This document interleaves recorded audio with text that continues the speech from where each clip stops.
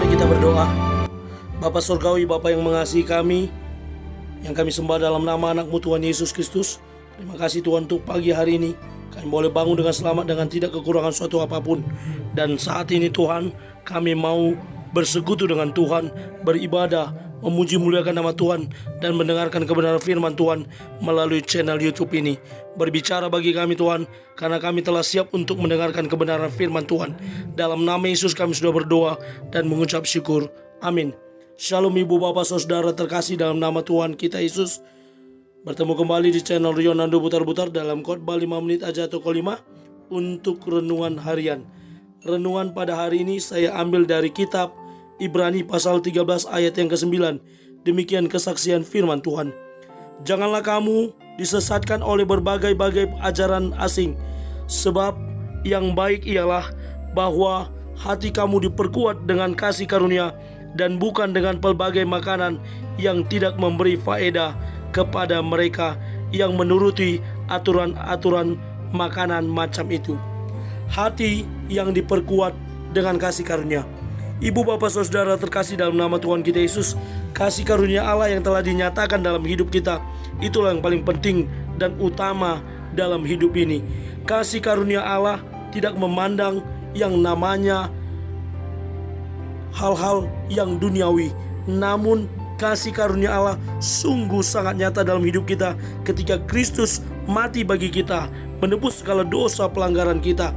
Itulah yang dikuatkan dan diingatkan oleh penulis kitab Ibrani ini.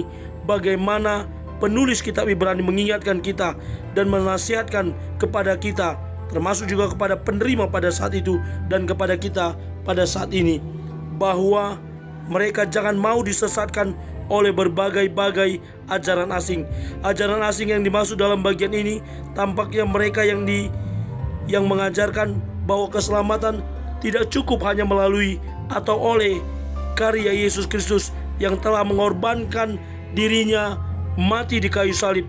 Ada ajaran lain yang berkata bahwa ajaran eksternalisme yang mengajarkan bahwa pembenaran atau keselamatan juga dapat dari unsur yang lain yang harus dilakukan oleh manusia, yaitu dengan makan makanan yang dianggap suci, makanan yang tidak najis. Mereka mengajarkan dengan makan makanan yang dianggap suci, maka seseorang akan memiliki iman yang kuat. Hal ini sangat bertentangan dengan kebenaran iman Kristen sejati yang bertitik tolak pada pengorbanan Yesus Kristus.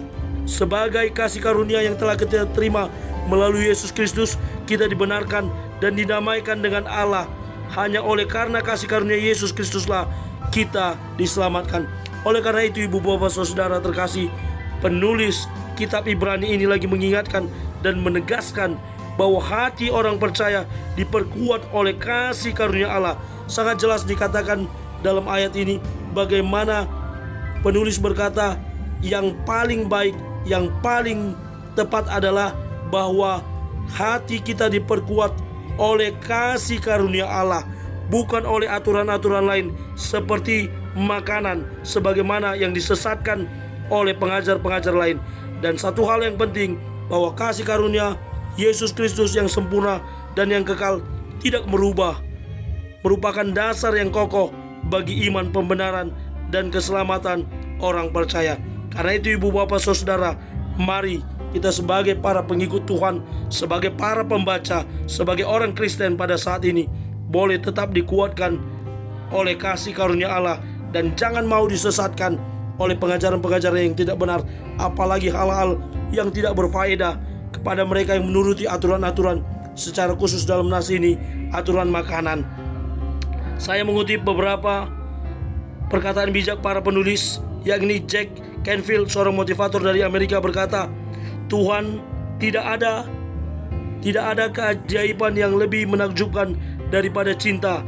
Cinta adalah karunia Tuhan yang paling berharga bagi kita. Lalu Brian Tracy, konsultan Amerika, berkata, karunia terbesar yang dapat Anda berikan kepada orang lain adalah karunia cinta yang menerima dan penerimaan yang tidak bersyarat. Mari kita manfaatkan kasih karunia Allah yang telah kita terima, yang dapat memberkati, menyucikan, dan memperkuat iman kita, dan itu boleh kita implementasikan dalam kehidupan untuk hal-hal yang baik dan benar kepada orang lain.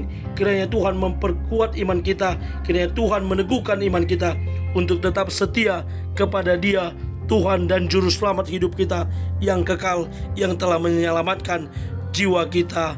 Amin. Kita bersatu dalam doa. Terima kasih Bapa untuk firman-Mu yang telah kami dengarkan. Mampukan kami untuk menjadi para pelaku kebenaran firman Tuhan yang senantiasa diperkuat oleh kasih karunia Tuhan yang tetap setia sampai akhirnya. Kami mulai hari ini, dalam nama Yesus kami sudah berdoa dan mengucap syukur. Amin. Selamat beraktivitas. Tuhan Yesus memberkati. Shalom.